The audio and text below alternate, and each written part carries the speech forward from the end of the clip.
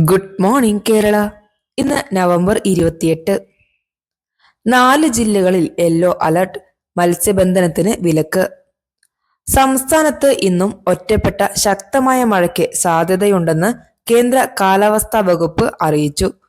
തിരുവനന്തപുരം, കൊല്ലം, പത്തനംതിട്ട, ഇടുക്കി എന്നീ 4 ജില്ലകളിൽ yellow alert പ്രഖ്യാപിച്ചു. തെക്കു പടിഞ്ഞാറൻ ബംഗാൾ ഉൾക്കടലിൽ രൂപപ്പെട്ട ഡിറ്റുവ ചുഴലിക്കാറ്റിന്റെ സ്വാധീന ഫലമായാണ് മഴ തുടരുന്നത്. തദ്ദേശ തിരഞ്ഞെടുപ്പ് ഒരുക്കങ്ങൾ അവസാന ഘട്ടത്തിൽ.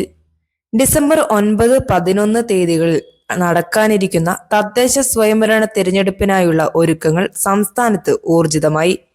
പോസ്റ്റൽ ബാലറ്റുകളും ഇലക്ഷൻ സാമഗ്രികളും ജില്ലകളിൽ വിതരണം ചെയ്തു തുടങ്ങി. മാതൃകാ പെരുമാറ്റച്ചട്ടം നിലവിൽ വന്നതോടെ പോളിംഗ് കേന്ദ്രങ്ങളിലടക്കം ആവശ്യമായ ക്രമീകരണങ്ങൾ പൂർത്തിയാക്കുന്ന തിരക്കിലാണ് അധികൃതർ. രാഹുൽ മാങ്കൂട്ടത്തിൽ MLA-ക്കെതിരെ ലൈംഗികാരോപണം.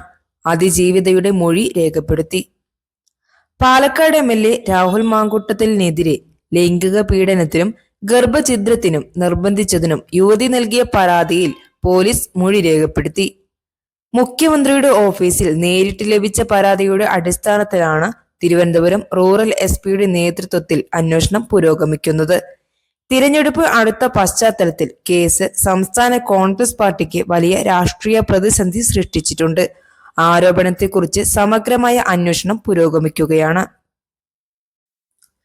കേന്ദ്ര തൊഴിൽ നിയമങ്ങൾ നടപ്പാക്കില്ല. കേരളം സ്വന്തം ചട്ടങ്ങൾ പരിഗണിക്കുന്നു. കേന്ദ്ര സർക്കാർ കൊണ്ടുവന്ന പുതിയ തൊഴിൽ നിയമങ്ങൾ സംസ്ഥാനത്ത് നടപ്പാക്കേണ്ടതില്ലെന്ന് കേരള സർക്കാർ പ്രഖ്യാപിച്ചു. ട്രേഡ് യൂണിയനുകളുമായി വിശദമായ ചർച്ചകൾ നടത്തിയ ശേഷമാണ് തീരുമാനം. ഡിസംബർ 19 സർക്കാർ ഒരു ദേശീയ തൊഴിൽ കോൺക്ലേവ് വിളിച്ചു ചേർക്കും. സംസ്ഥാനത്തിന് അനുയോജ്യമായ സ്വന്തം തൊഴിൽ ചട്ടങ്ങൾ രൂപീകരിക്കുന്ന കാര്യം കോൺക്ലേവിൽ പരിഗണിക്കും. അസംസ്കൃത വസ്തു ക്ഷാമം. തമിഴ്നാട്ടിൽ ബീച്ച് സാൻഡ് ഖനനത്തിന് KMML നീക്കം. അസംസ്കൃത വസ്തുക്കളുടെ കുറവ് രൂക്ഷമായതോടെ തമിഴ്നാട്ടിലെ തിരുനെൽവേലി, തൂത്തുക്കുടി ജില്ലകളിലെ ബീച്ച് സാൻഡ് ഖനനം ചെയ്യാൻ Kerala minerals and metals limited സംയുക്ത സംരംഭത്തിന് നിർദ്ദേശം വെച്ചു. ഇൽമനൈറ്റ് വേർതിരിച്ചെടുക്കാനായാണ് ഈ നീക്കം. എന്നാൽ ഈ പദ്ധതിക്ക് പാരിസ്ഥിതിക അനുമതിയും നിയമപരമായ പരിശോധനകളും ആവശ്യമായി വരും. കാപ്പ പ്രതി പോലീസിനെ ആക്രമിച്ചു. SHO വെടിവെച്ചു കീഴ്പ്പെടുത്തി. ആര്യങ്കോട് പോലീസ് സംഘത്തെ കാപ്പ പട്ടികയിൽ ഉൾപ്പെട്ട ഒരു പ്രതി ആക്രമിക്കാൻ ശ്രമിച്ചു. തുടർന്ന് പോലീസ് സ്റ്റേഷൻ ഹൗസ് ഓഫീസർ മുന്നറിയിപ്പ് നൽകാനായി ആകാശത്തേക്ക് വെടിയുതിർത്തു. ഇതോടെ പ്രതിയെ കീഴ്പ്പെടുത്താൻ സാധിച്ചു. സംഭവത്തെക്കുറിച്ച് വിശദമായ അന്വേഷണം ആരംഭിച്ചിട്ടുണ്ട്. സംഭവത്തിൽ സംസ്ഥാന പോലീസ് മേധാവി രവട ചന്ദ്രശേഖർ പ്രതികരിച്ചു.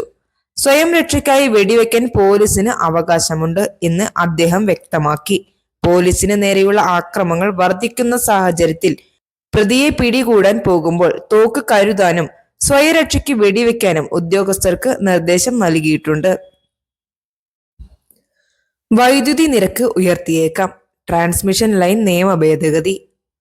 സംസ്ഥാനത്തെ ഇൻട്രാ സ്റ്റേറ്റ് ട്രാൻസ്മിഷൻ ലൈൻ പ്രൊജക്ടുകളുടെ പരിധി 250 കോടിയായി നിശ്ചയിച്ച സർക്കാർ തീരുമാനം വൈദ്യുതി മേഖലയുടെ സ്വകാര്യവൽക്കരണത്തിന് വഴിയൊരുക്കുകയും വൈദ്യുതി നിരക്ക് കുത്തനെ ഉയർത്താൻ കാരണമാവുകയും ചെയ്യുമെന്ന് റിപ്പോർട്ടുകൾ. അധിക വായ്പ ലഭിക്കുന്നതിനായി കേന്ദ്രത്തിന്റെ വ്യവസ്ഥകൾ പാലിക്കുന്നതിന്റെ ഭാഗമായാണ് ഈ മാറ്റങ്ങൾ. കൊച്ചി കോർപ്പറേഷൻ പരിധിയിലെ സ്കൂളുകൾക്ക് ഇന്ന് അവധി. എറണാകുളം റവന്യൂ ജില്ലാ സ്കൂൾ കലോത്സവം നടക്കുന്നതിനോട് അനുബന്ധിച്ച് കൊച്ചി കോർപ്പറേഷൻ പരിധിയിലെ സർക്കാർ എയ്ഡഡ്, അൺഎയ്ഡഡ് സ്കൂളുകൾക്ക് ഇന്ന് നവംബർ 28 വെള്ളിയാഴ്ച അവധി പ്രഖ്യാപിച്ചു. ആണവ മേഖലയിൽ സ്വകാര്യ പങ്കാളിത്തത്തിന് വഴി തുറക്കുന്നു. അറ്റോമിക് എനർജി ബിൽ 2025 പാർലമെന്റിൽ. രാജ്യത്തെ ആണവോർജ മേഖലയിൽ സ്വകാര്യ പങ്കാളിത്തത്തിന് വഴി തുറക്കുന്ന സുപ്രധാന നിയമ നിർമ്മാണത്തിന് കേന്ദ്ര സർക്കാർ ഒരുങ്ങുന്നു. ഇതിനായുള്ള അറ്റോമിക് എനർജി ബിൽ 2025 പാർലമെന്റിന്റെ വരാനിരിക്കുന്ന ശീതകാല സമ്മേളനത്തിനായി ലിസ്റ്റ് ചെയ്തു.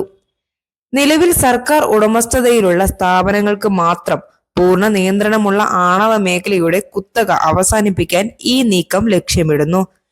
ഇന്ത്യയുടെ ഊർജ സുരക്ഷ വർദ്ധിപ്പിക്കുന്നതിനും കാർബൺ രഹിത ഊർജ സ്രോതസ്സുകൾ പ്രോത്സാഹിപ്പിക്കുന്നതിനും വേണ്ടിയാണ് പുതിയ നിയമം. നിലവിലെ 8.8 ജിഗാവാട്ട് ആണവോർജ ശേഷി 2047ഓടെ 100 ജിഗാവാട്ടായി ഉയർത്താനാണ് കേന്ദ്രം ലക്ഷ്യമിടുന്നത്. ഈ വലിയ ലക്ഷ്യം കൈവരിക്കുന്നതിന് സ്വകാര്യ നിക്ഷേപവും സാങ്കേതിക വിദ്യയും അത്യാവശ്യമാണെന്ന് സർക്കാർ വിലയിരുത്തുന്നു. ഇതോടെ ആണവ നിലയങ്ങളുടെ നിർമ്മാണത്തിലും നടത്തിപ്പിലും സ്വകാര്യ കമ്പനികൾക്ക് പൊതുമേഖലാ സ്ഥാപനങ്ങളുമായി ചേർന്ന് പ്രവർത്തിക്കാൻ സാധിക്കും. കാർഗോ ഹോൾഡിൽ പുക, എയർ ഇന്ത്യ വിമാനം അടിയന്തരമായി തിരിച്ചിറക്കി. ഡൽഹിയിൽ നിന്ന് അഹമ്മദാബാദിലേക്ക് പുറപ്പെട്ട എയർ ഇന്ത്യ വിമാനം കാർഗോ ഹോൾഡിൽ പുകയുടെ മുന്നറിയിപ്പ് ലഭിച്ചതിനെ തുടർന്ന് അടിയന്തരമായി ഡൽഹിയിലെ ഇന്ദിരാഗാന്ധി അന്താരാഷ്ട്ര വിമാനത്താവളത്തിൽ തിരിച്ചിറക്കി. AI-2939 എന്ന നമ്പർ വിമാനമാണ് പുക മുന്നറിയിപ്പിനെ തുടർന്ന് ടേക്ക് ഓഫ് ചെയ്ത് അധികം വൈകാതെ തന്നെ സുരക്ഷിതമായി തിരിച്ചിറക്കിയത്. വിമാനം വിശദമായ പരിശോധനയ്ക്ക് വിധേയമാക്കിയപ്പോൾ പുക മുന്നറിയിപ്പ് തെറ്റായി നൽകിയതാണെന്ന് കണ്ടെത്തി. യാത്രക്കാർക്ക് ഉടൻ തന്നെ മറ്റൊരു വിമാനം അഹമ്മദാബാദിലേക്ക് പോകാനുള്ള സൗകര്യങ്ങൾ എയർ ഇന്ത്യ വിമാനം ഒരുക്കി നൽകി. വാർത്ത തുടരും. Signing off.